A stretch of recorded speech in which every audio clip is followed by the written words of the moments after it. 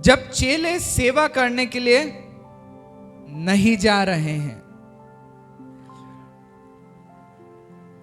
पतरस और यूहन्ना तीसरे पहर प्रार्थना के समय मंदिर जा रहे थे। वे क्या करने जा रहे थे? वे मंदिर प्रार्थना के लिए जा रहे थे, वे सेवा करने के लिए नहीं जा रहे थे। जब वे रास्ते में जा रहे हैं तो एक अजीब घटना वहां घटती हुई दिखाई दे रही है। जो प्रार्थना का समय था वहां पर लोग आया करते थे और वहां एक व्यक्ति था जो कि लंगड़ा था, और यहां पे लिखा हुआ है कि वे जन्म से लंगड़ा था। अद्भुत वचन है, इसको बहुत अच्छे से समझिएगा।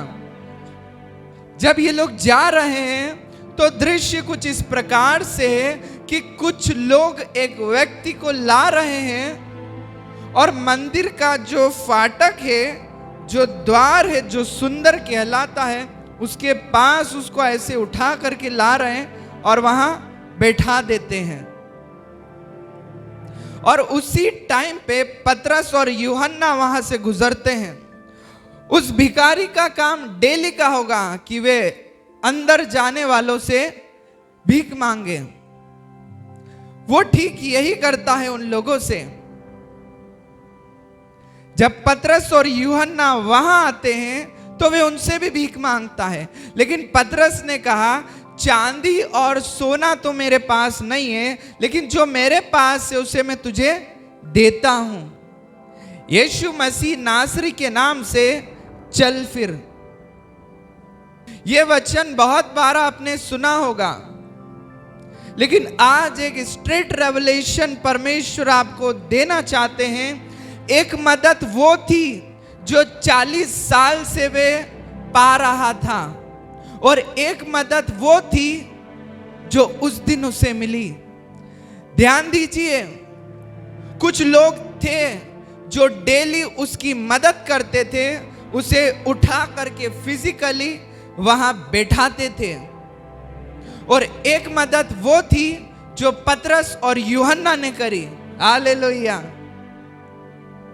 एक मदद वो थी जो कुछ लोग प्रतिदिन उस लंगड़े भिखारी की करते थे, कि हो सकता उसके घर से या जहां भी वो पड़ा रहता हो वहां से उठा करके उसको गोदी में उठाते, उसको 2 जन उठा करके पकड़ के लाते होंगे। वे प्रतिदिन उसकी मदद करते थे, उसको उठा करके कुछ डिस्टेंस पर ला करके उस मंदिर के फाटक के पास बैठा देते थे कि वे लोगों से भीख मांगे और उससे गुजारा चलाए। एक मदद वो थी जो प्रतिदिन वो लोग करते थे, और एक मदद वो थी जो पतरस और यूहन्ना ने उस दिन करी। हालेलुया। एक बिगेस्ट रेवलेशन ये है कि वे डेली मदद करने के बाद भी उसके लिए वे ना कर सके जो पतरस और यूहन्ना ने उस दिन कर दिया। समझ रहे हैं आप? उसको कई सालों से 2 लोग 3 लोग या जो भी लोग होंगे प्रतिदिन उसकी मदद करते थे। एक इफेक्टिव वर्क में और इनइफेक्टिव वर्क में यही अंतर है कि आपके कार्य करने में प्रभाव दिख रहा है या आपका कार्य प्रभाव रहित है या प्रभावशाली कार्य है। यह वचन आपको बताता है। जरा गौर फरमाइए, कुछ लोग उस लंगड़े भिखारी को प्रतिदिन बिठाते हैं, उसकी मदद करते थे, लेकिन उसको भीख मांगनी पड़ती थी जिससे वो गुजारा चलाता था।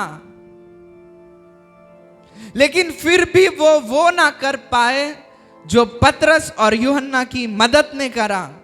और जानते हैं, कुछ लोग माहिर भी हो गए होंगे कि अब आराधना का समय हो गया है, अब वो भिखारी को उठा करके वहां रखना है, उनका डेली का काम हो सकता है, क्योंकि वे 40 वर्ष से लंगड़ा भिखारी था। पता नहीं कितने सालों से उसकी वे लोग मदद कर रहे थे, लेकिन फिर भी वो ना कर पाए जो पतरस और यूहन्ना की एक टाइम की मदद ने करा, जबकि वो तो सेवा करने भी नहीं जा रहे थे, वे तो आराधना करने जा रहे थे। दो टाइप के लोग हैं और दोनों ने उस लंगड़े भिखारी की मदद करी। कुछ प्रतिदिन करते थे उसकी मदद, और पतरस और यूहन्ना ने एक ही बार करा। आप जानते हैं इन दोनों में अंतर क्या है? परमेश्वर की फायर का, सामर्थ का। आज आप में से बहुत सारे लोग किसी के लिए कुछ करना चाहते होंगे, कई सालों से कर रहे होंगे, लेकिन आप उस काम को उस लेवल तक नहीं कर पा रहे होंगे क्योंकि फायर नहीं है, सामर्थ नहीं है। अब आप जानते हैं क्या हुआ होगा? ठीक वो लोग जो उसको प्रतिदिन वहां बिठाते थे, उसको उठाते भी होंगे। हालेलुया। जब वो उसको बिठाते होंगे, वो छोड़ के चले जाते होंगे, फिर वो उसको उठाने के लिए आते होंगे, वे भी उठाते थे, राइट?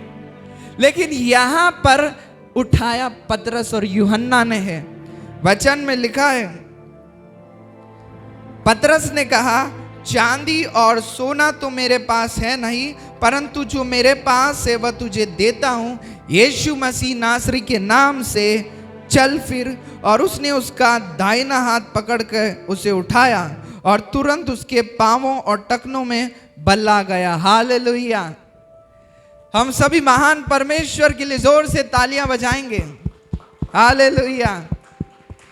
वो लोग भी भली मनसा में मदद करते थे, वे भलाई करते थे। और वचन बोलता है, पहला कुरिन्थियों 15:58 में लिखा है कि मसीह यीशु में किया गया परिश्रम व्यर्थ नहीं, परमेश्वर ने उसका प्रतिफल उन लोगों को जरूर दिया होगा।